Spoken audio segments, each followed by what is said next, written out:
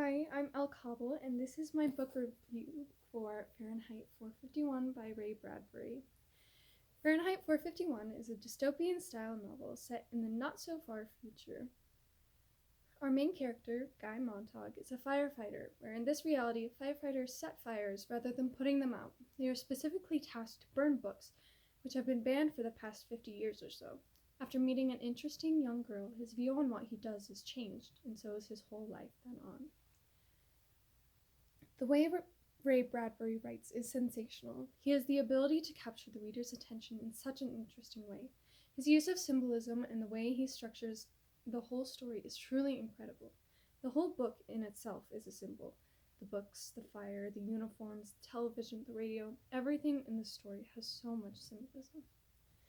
I feel like this book can be interpreted in many different ways, so here's my interpretation. While reading this book, I felt very familiar with what it was trying to say. Overconsumption.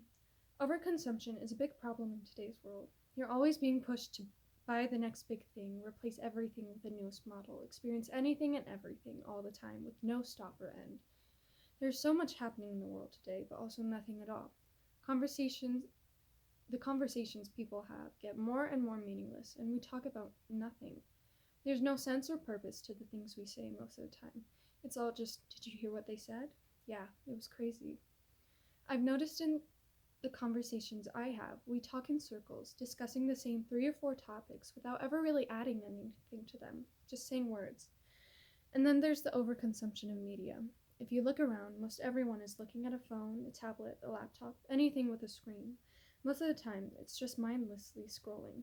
The average screen time today is 6 hours and 40 minutes. How much of that is really doing something productive? The dopamine receptors in our brains really are fried, and I'm not excluded from this, don't get me wrong. We have no attention spans anymore. We can't focus on a single thing for long periods of time anymore. Just look at people watching movies. A large majority of the time, people look at their phones or play games while watching a movie. Music is also a very huge thing of this. I found in myself that it's very difficult for me to work without music. I'm constantly listening. In this year alone, I've listened to music for over 81,000 minutes. Granted, a lot of that is when I'm unconscious. I listen to music while I sleep. But even so, my music consumption is pretty insane. But how does this actually relate to Fahrenheit 451? The thing about all of this consumption is that it is controlled consumption.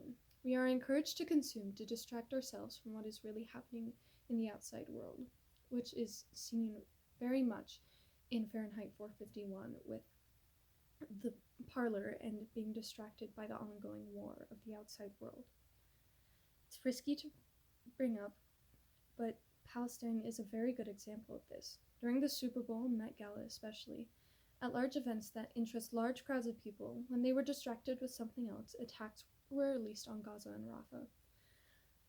And onto the main premise of the book bannings and burnings, which are also related to controlled consumption.